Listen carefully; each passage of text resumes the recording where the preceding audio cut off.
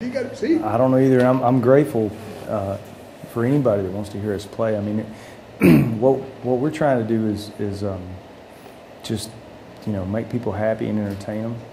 And I'm always humbled if people like it and if they want to hear us play, and grateful that they want to hear us play. So we're just going to keep doing what we do and try to make people happy. And growing up in Nashville, you grew up there. I did grow up there, yeah. Okay, so you must have had all kinds of musical influences. How did you wind up in the blues? It was kind of a roundabout way. I started playing guitar when I was 19, and I heard Jimi Hendrix, and that made me want to learn how to play the guitar. And then after that, I found Stevie Ray Vaughan, who introduced me to Albert King, Guitar Slim, and Buddy Guy. So I met Buddy Guy, and I met him musically first, and then I actually met him, and he's become my mentor and my friend, and I spent 10 years in his band, and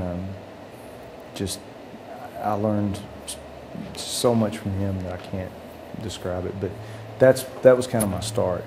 Buddy Guy was the first blues show I saw. It was Buddy and Junior Wells, and the hook was set deep then. I had to do this.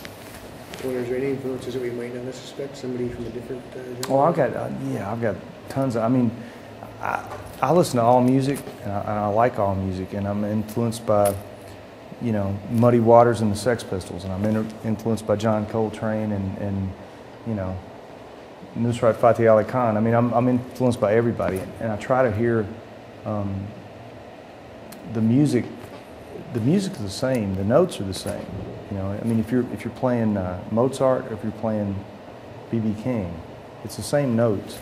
And so what we try to do is find those frequencies that touch people's hearts, because that's ultimately what you're supposed to do. That's the goal of being a musician or being an entertainer, is to inspire and enlighten.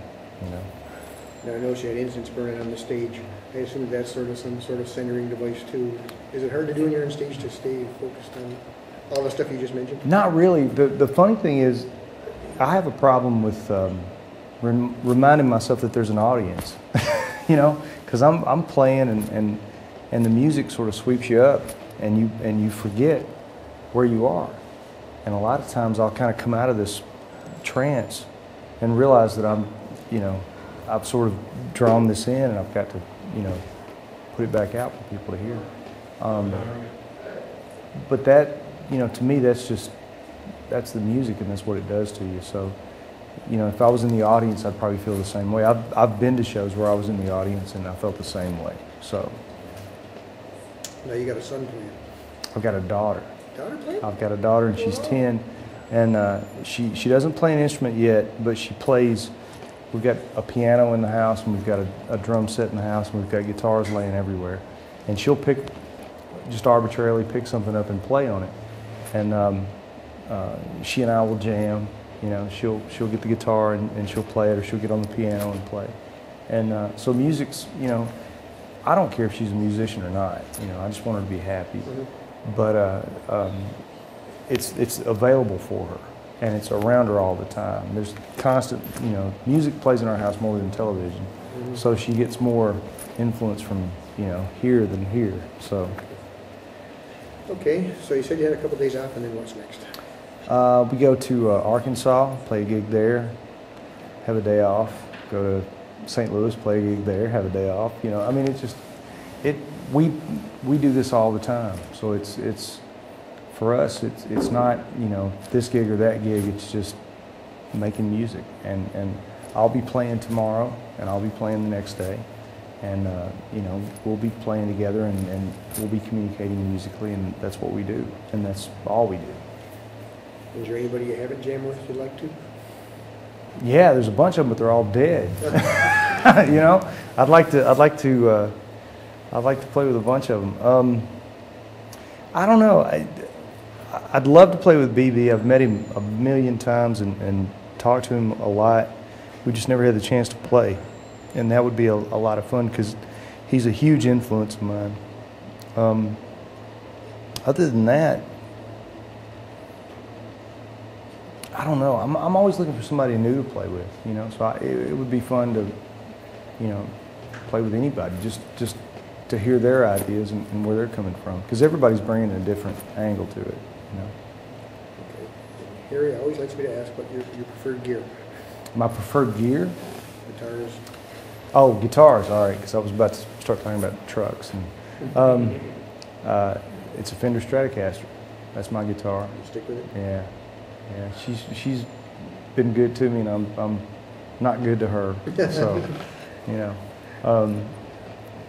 it's to me it's the perfect guitar. I mean, that's what made me want to play. You know, I saw Jimi Hendrix, and I wanted to be Jimi Hendrix. You know, until I realized exactly what that entailed and how good you had to be. So, but I wanted a Stratocaster, and I wanted to play like him, and so that guitar, you know, and then later on I found Buddy Holly and a Buddy Guy, and you know, all these Strat players, Clapton, and so that's, you know, that's been my baby for a long time. Pause is because it sort of lends itself to a discussion that we were having earlier today about the blues in particular. But you play what you play, and you're informed by it, and you take everything. You know, when you're a musician, you take everything that's around you, and you take everything that you're influenced by, and you put that in your music. If you're a painter, you put it in your painting. If you're a sculptor, you do that. If you're a cook, you do that. If you are a shoe salesman, you do that. I mean, what you draw into yourself is what comes out, and you know, as an artist, and I think, you know, really everybody's an artist in their own way and what they do, and that's, you know, that's how you express yourself. So as a musician, and particularly as a blues musician, which I think of the blues as a very open art form, not as narrow as some people would like for it to be. I think that you take your life experience and you draw that in. You take your sonic experiences, you know, what you hear, who you hear, and you draw that in, and it comes back out of you in such a way that hopefully you can connect with other people. You know, we're in a bad frame of mind, and we play at the audience. It develops a certain type of energy. It creates a certain type of energy.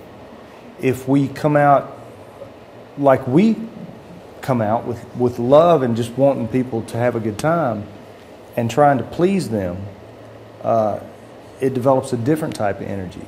And I think that is one thing that is sorely lacking in the world today is just trying to, you know, keep that harmony and that positive energy alive. It's real easy to be negative. It's very easy to you know, say bad things and think bad thoughts and be that way. But what we want to do is show people that you can have a good time, you can have fun, you know, enjoy life. We're only here for a minute, you know, so let's have a good time doing it, and there's nothing wrong with that.